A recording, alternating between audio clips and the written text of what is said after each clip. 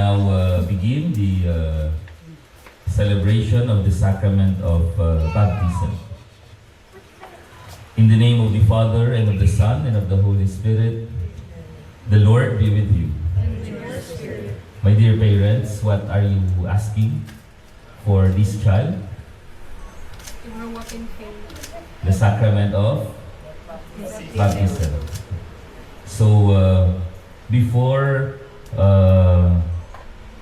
we proceed with the celebration, let me ask first the parents if you are willing to accept the responsibility as parents of this child.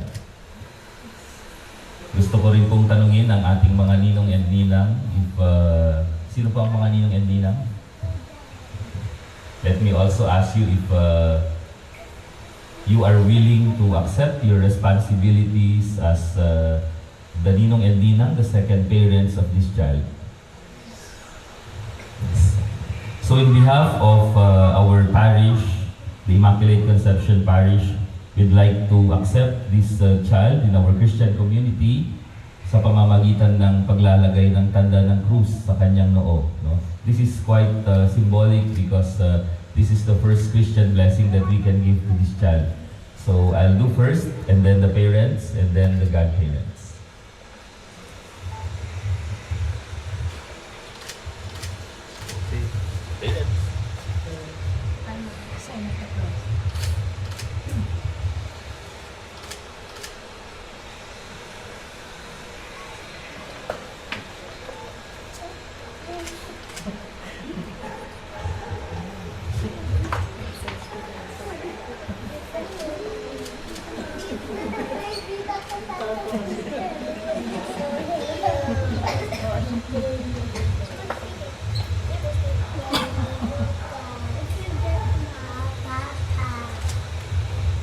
Our response: the Lord is my shepherd, there is nothing I shall want. The Lord is my shepherd, there is nothing I shall want. The Lord is my shepherd, I shall not want. In verdant pastures He gives me repose. Beside restful waters He leads me. He refreshes my soul. Response: The Lord is my shepherd, there is nothing I shall want. He guides me in right paths for His name's sake. Even though I walk in the dark valley, I fear no evil. For you are at my side, with your rod and your staff that give me courage. Response: The Lord is my shepherd, there is nothing I shall want. Only goodness and kindness follow me all the days of my life, and I shall dwell in the house of the Lord for years to come. Response: The Lord is my shepherd, there is nothing I shall want. Alleluia, Alleluia, I am the way, the truth, and the life, says the Lord. No one comes to the Father except through me. Alleluia. The Lord be with you. And with your spirit. A reading from the Holy Gospel according to Mark.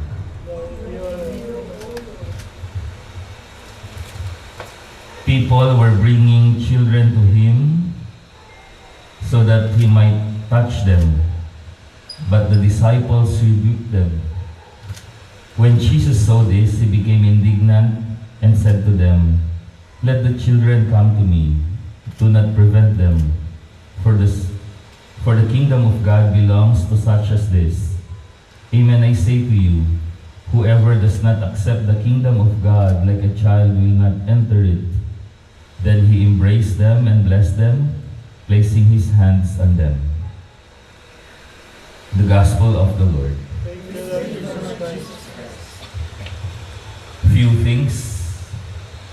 A while ago, I was asking the parents if you are willing to accept your responsibilities na bilang mga magulang ng batang ito, and you said yes. Also to the godparents, I asked and you said yes. Correct? My second question is, do you know your responsibilities as parents? Yes.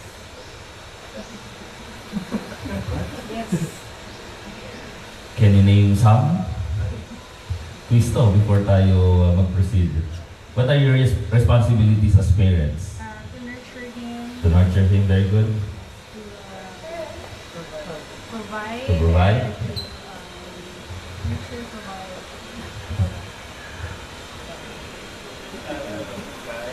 guide. The guide, yeah. Very good. Sa mga ninong and ninang, what are your responsibilities as godparents, as second parents? Same. Very good. To support the parents, di ba? To help the parents, no? Sa mga responsibilities, especially in raising this child to become a good Christian, to be a loving son of God. The third question is, how would you do this?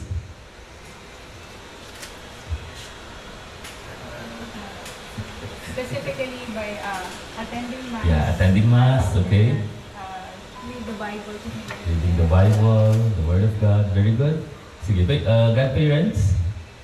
Same na din, no? which, totoo naman, no? Same na din, no? Tama naman.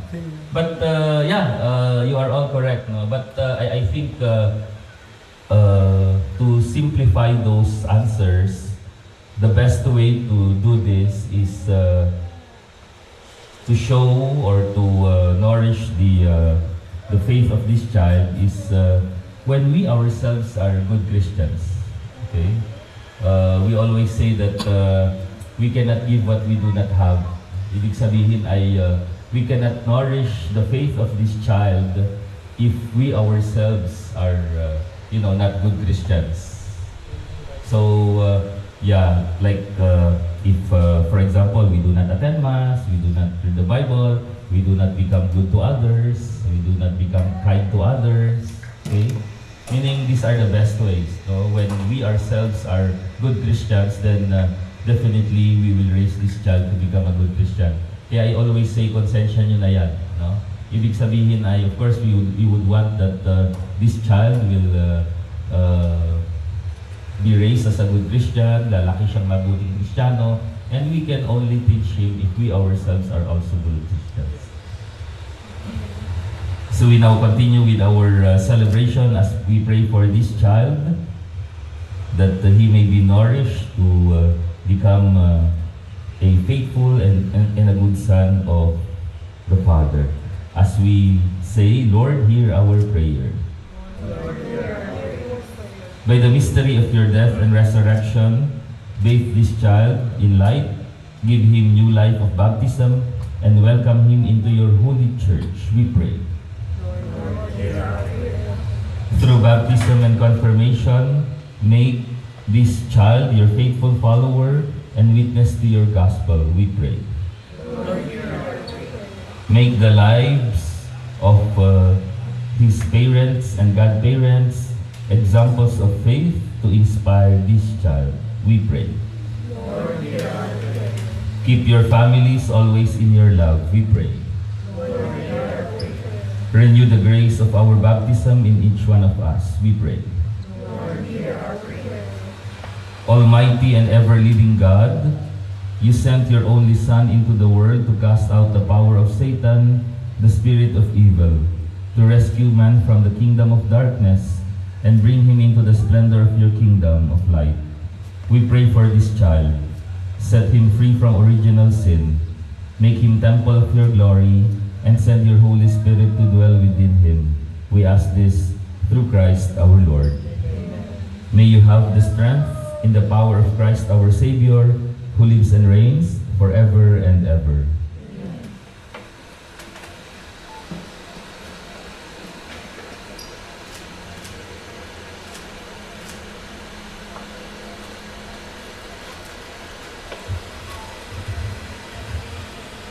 Our response, blessed be God. Merciful Father, from the font of baptism you have given us new life as your sons and daughters. Response? You bring together all who are baptized in water and the Holy Spirit to be one people in Jesus Christ, your Son. Response? You have made us free by pouring the Spirit of your love into our hearts so that we will enjoy your peace. Response? Now we will have the renunciation of sin and profession of faith.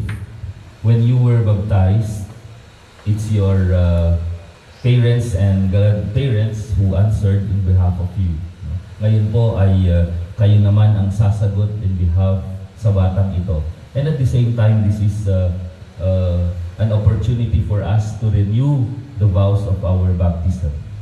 And you will say, I do.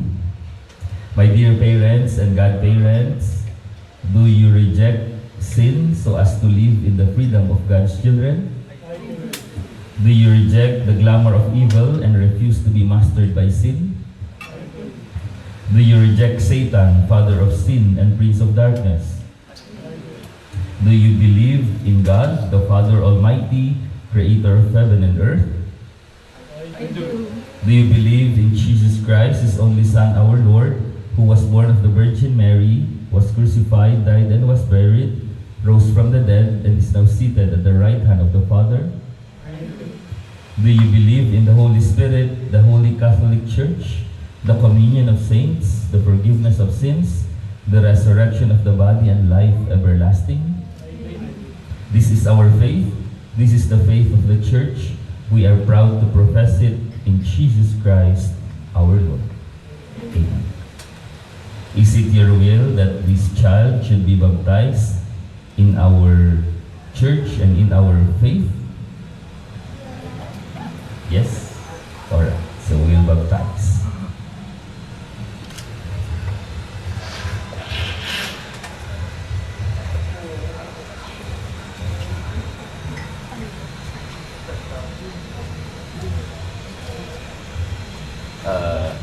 Stay here para ang ating background is Ninong at Ninang, doon po kayo sa likod.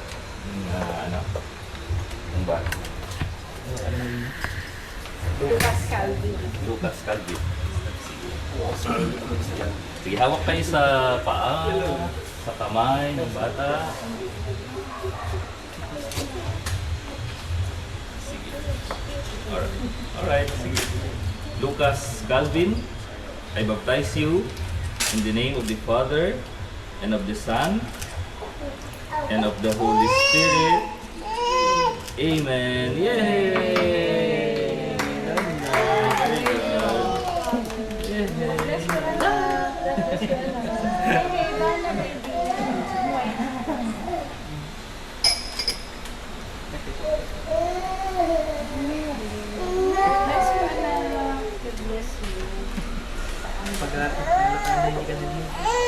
God, the Father of our Lord Jesus Christ, has freed you from sin, given you a new birth by water and the Holy Spirit, and welcomed you into His holy temple.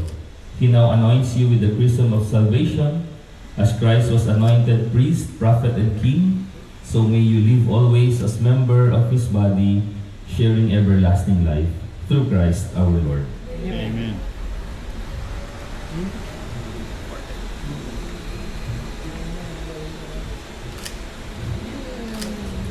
Very good to you.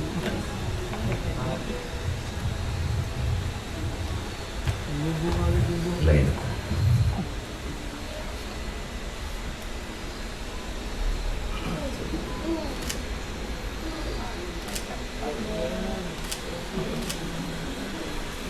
My dear child, you have become a new creation and have clothed yourself in Christ. See in this white garment the outward sign of your Christian dignity. With your family and friends to help you by word and example, bring that dignity unstained into everlasting life of heaven. Through Christ our Lord. Amen. Daddy, please light the candle. Get the light from the Pascal candle. And then pass it sa mga ninong and ninang. Pass the light.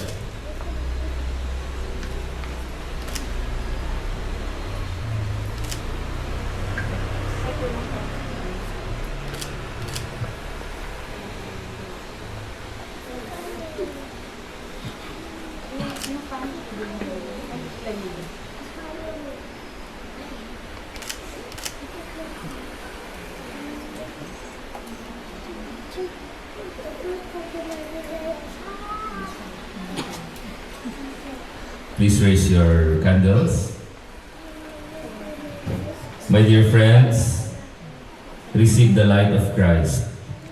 Parents and godparents, this light is entrusted to you to be kept burning brightly. This child of yours have been enlightened by Christ. He is to walk always as a children or as a child of the light. May he keep the flame of faith alive in his heart. When the Lord comes, may he go out to meet him with all the saints in the heavenly kingdom through Christ our Lord. Amen. Together let us say, Our Father, who art in heaven, Hallowed be thy name, thy kingdom come, thy will be done, on earth as it is in heaven.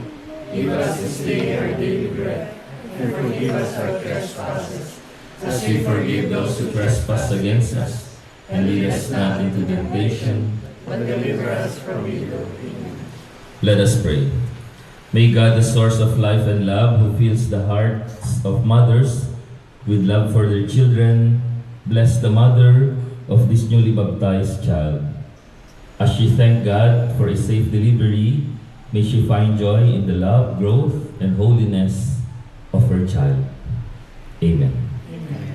May God, the Father and model of all fathers, help and bless this father to give good example, so that his child will grow to be mature Christian in all the fullness of Jesus Christ. Amen. May God, who loves all people, bless all the godparents, relatives, and friends who are gathered here. In His mercy, may He guard them from evil and give them His abundant peace. Amen.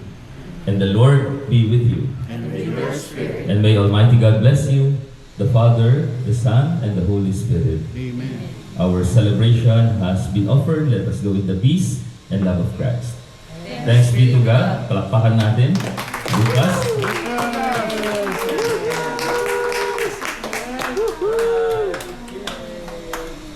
There's a candle. There's a candle. Picture tayo. Muna.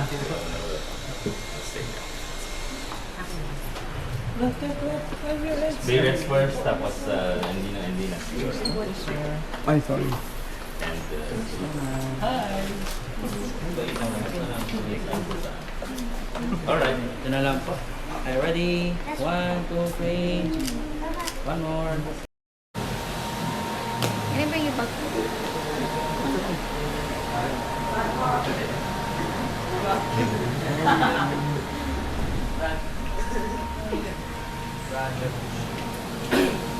Ganda. Ang gawa niya.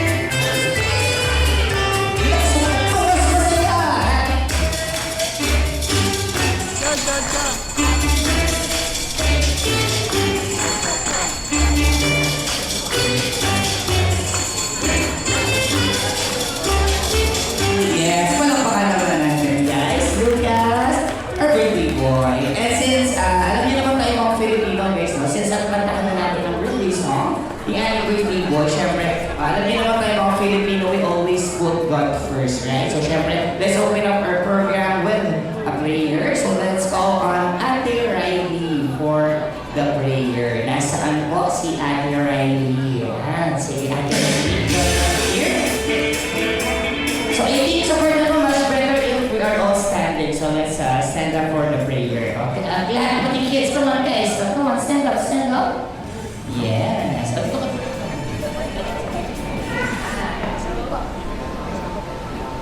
Let us remember that we are in the loving embrace of the Lord. In the name of the Father, and of the Son, and of the Holy Spirit. Amen. Heavenly Father, today we gather with joyful hearts as we celebrate the first birthday of baby Lucas. Thank you, Lord, for the precious gift of his life and for all the love, laughter, and blessings he has brought into our lives. We thank you, Lord, for keeping him safe, healthy, and surrounding him with people who love him dearly. We lift up to you his parents, Auntie Joy and Uncle Lance. Lord, grant them wisdom, good health, and a loving home as they guide and care for baby Lucas. We entrust Lucas's life into your hands, O Lord. May he always grow in your loving protection with a deep-rooted faith. All these we ask through Christ our Lord. Amen. In the name of the Father, and of the Son, and of the Holy Spirit. Amen. Amen. Thank you very much. Palakpakan naman natin. Ate Riley, thank you very much. Okay, baby. Yeah, so you can all sit down. Maraming salamat. 3